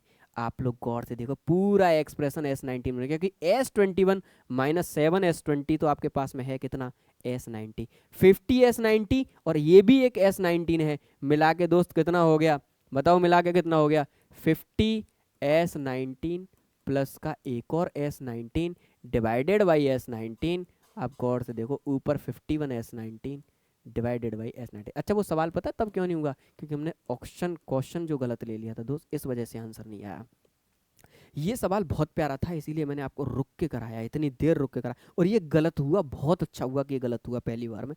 ये भी हमारे लिए एक सीखने वाली चीज़ थी कि इस सवाल की यहाँ से 3 इक्वेशन बनेंगी, अगर इसमें कुछ अटपटा फॉर्मेट बना दे तो हमको पता होना चाहिए उस अटपटे फॉर्मेट की कैलकुलेशन कैसे करनी है। ठीक, सिंपल से 3 लगातार ले लो, और ये आपको यहाँ पे थोड़ा सा दिमाग लगाना पड़ेगा, कोई बड़ी बात नहीं है। मैंने केवल एक s17 की वैल्यू रखी थी दोस्त निकाल के, उसके बाद में मुझे अगली बार पता चलेगा, क्योंकि इन दोनों को तो मैं छेड़ नहीं सकता, इसको तो बिल्कुल कतई मत छेड़ना, क्योंकि ये तो मुझे ऊपर सब s19 बना के नीचे काटना है, तभी तो एग्जैक्ट आंसर निकल के आएगा मेरा। तो इसे तो हैंडल, मैंने कहा दोबारा से मैं s18 को पुट करा, जैसे ही s18 को पुट किया खत्म पूरा का पूरा सवाल। क्या ये क्वेश्चन आपको समझ में आया, बोलो। और तुम्हारी क्वाड्रेटिक की सारी वेराइटी और पूरी क्वाड्रेटिक यहाँ तक दोस्त आप लोगों की क्लियर है, मतलब इसके अलावा अब आपका कुछ नहीं बचा इसके अंदर। ठीक है, यहाँ पे आपकी आज क्वाड्रेटिक इक्वेशन क्या हो गई, पूरा फिनिश। अब आप जाके पूरा AMU बीटेक लगाओ, आप जाके पूरा दोस्त AMU बीटेक लगाओ, जेई मेन लगाओ। अब आपको ऐसा लगेगा हाँ मैं सही जगह पर पढ़ के आया हूँ और मेरे सारे कॉन्सेप्ट अच्छे हैं। ठीक है, चलिए दोस्त, good bye and tata bye bye. किसी का कोई डाउट हो, you are freely to ask me, बोलो। एनीवन? देखो एक चीज याद रखना, अभी मेरा थोड़ा सा लैब चल रही है, 1-2 लैब है मेरी, इसके खत्म होते ही मैं आपको सीक्वेंस सीरीज के 40 क्वेश्चंस की DPP दूंगा, 35 to 40, और 30 या 35 क्वेश्चन की मैं आपको इसकी DPP दूंगा क्वाड्रेटिक इक्वेशन की। उन सवालों को जरूर लगाना आप लोग, ठीक है। मेरे पास में दोनों सवाल हैं, मैंने दोनों दे दिए हैं, जैसे ही टाइपर ने टाइप कर दिए मैं तुरंत अपलोड कर दूंगा, और दोनों DPP आप लोग जरूर लगाना दोस्त, दोनों लगाना। ज़्यादा सवाल नहीं कि 100 सवाल हैं, 30 35 सवाल हैं दोनों में, बस उन 35 क्वेश्चन को जरूर अटेम्प्ट करना, उससे तुम्हारे कॉन्सेप्ट और क्रिस्टल क्लियर हो जाएंगे। ये काम जरूर करना। बाकी कल से हम लोग क्या स्टार्ट कर देंगे, कॉम्प्लेक्स नंबर। चलिए सभी को गुड नाइट दोस्त मेरी तरफ से, बोलो। हाँ अभी अपलोड कर दूंगा, कोई इशू नहीं है, अभी अपलोड करके यूट्यूब पे लिंक बना दूंगा। चलिए तो दोस्त